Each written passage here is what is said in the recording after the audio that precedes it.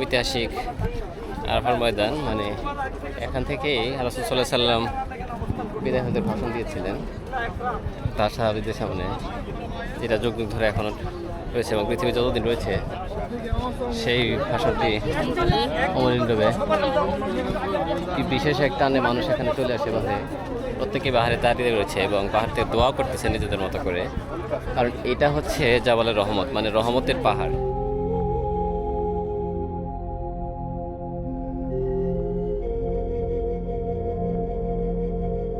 হযরত আদম আলাইহিস সালাম এবং হাওয়া আলাইহিস সালাম যখন আল্লাহর নির্দেশ অমান্য করেছিলেন তখন তাদেরকে পৃথিবীতে পাঠানো হয়েছিল জান্নাত থেকে, এবং তারা দীর্ঘদিন আল্লাহর কাছে কান্নাকাটির পর আল্লাহ তাদের দোয়া কবুল করেন এবং এই আরাফার ময়দানেই তারা একত্রিত হন, যার কারণে এই পাহাড়কে জাবালের রহমত বলা হয়, অর্থাৎ রহমতের পাহাড়।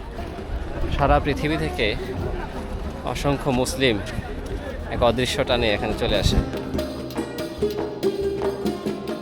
এই পাহাড়টা মানে যে কোনো পাহাড় নয় আসলে, এই পাথরে হাত দিতে মানে একটা আলাদা রকম অনুভূতি আসতেছে যে এই পাথরে হয়তো রাসূল সাল্লাল্লাহু আলাইহি সাল্লাম হাত পড়ছিল কিনা আমরা নিশ্চিত নয়। আমি আশা করতেছি হয়তো রাসূল সাল্লাল্লাহু আলাইহি সাল্লাম হাতও এখানে পড়ছে, মানে এটার ফিলিংসটাই অন্যরকম। অনেকেই আসতেছে এখানে দোয়া করতেছে। এই জায়গাটাতে আসার পরে মানে অন্যরকম একটা ফিল হয়, আপনার কান্না চলে আসবে যে আমরা হয়তো না, এটা নিশ্চিত যে আমরা মৃত্যুর পর এখানেই মিলিত হবো, এই পাহাড়েই মিলিত হব। মানে হাসরের ময়দানটা এখানেই হবে, কিন্তু আমরা আজকে অনেকে এসেছি একসাথে, একজন আরেকজনের সাথে কথা বলতেছি, কিন্তু তখন যখন মিলিত হব হাসরের ময়দানে তখন হয়তো পাশাপাশি থাকবো, কিন্তু কেউ কাউকে চিনব না, সবাই ইয়া নাফসি বলবো, মানে সেদিন তখন শুধু নিজেকে চিন্তা করব।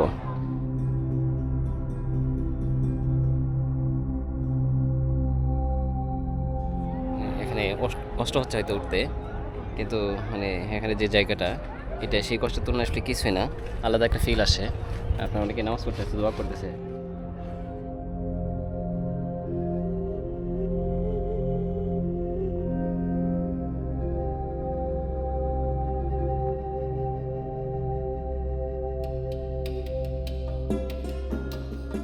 এই পাহাড়টা এখন ওঠার জন্য পাথর কিছু কিছু জায়গায় কেটে দেওয়া হয়েছে, কেটে একটু সমান করা হয়েছে। যখন রাসূল সাল্লাল্লাহু আলাইহি সাল্লামের সময় হয়তো এরকম ছিল না, ওঠার উপযোগী ছিল না, তখন আরও কঠিন ছিল। তারপর রাসূল সাল্লাল্লাহু আলাইহি সাল্লাম এখানে উঠে বিদায় হজের ভাষণ দিয়েছিলেন। এখানে আসে তাদের অনেকেই তাদের মনের অনুভূতি প্রকাশ করার জন্য বিভিন্ন কিছু লেখা যায়। এখানে অনেক কিছু অনেকে লিখে গেছে, হয়তো ভাবে যে এখানে আসলে হয়তো লিখে গেলে হয়তো তাদের দোয়া কবুল হতে পারে। এটা আসলে সঠিক তথ্য আমি জানি না, হয়তো এরকম কোনো কিছু নয়। তারপরে মানুষের অনুভূতি থেকে এই জিনিসগুলো করে থাকে, মানে মানুষের আবেগ থেকে এই জিনিসগুলো লিখে রাখে অনেকেই।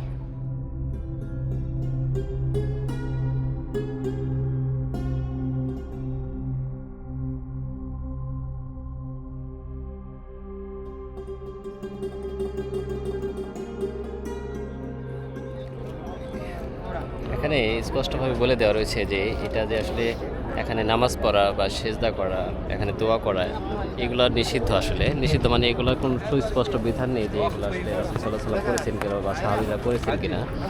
তারপরেও এখানে অনেকেই সেজদা করতেছে বা নামাজ পড়তেছে, এখানে দোয়া করতেছে। আবার অনেকেই দেখা যায় পাথর কেটে নাম লিখে রাখছে।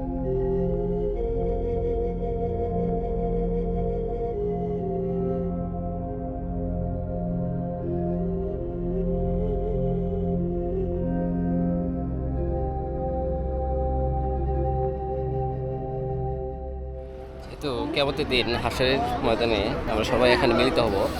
অনেকেই এখানে সেটাই জন্যে যে এখানে অনেকে নাম লিখে রাখছে হয়তো, যারা যে এখানে যেন তারা উঠে বাই হয়, জীবিত হয়।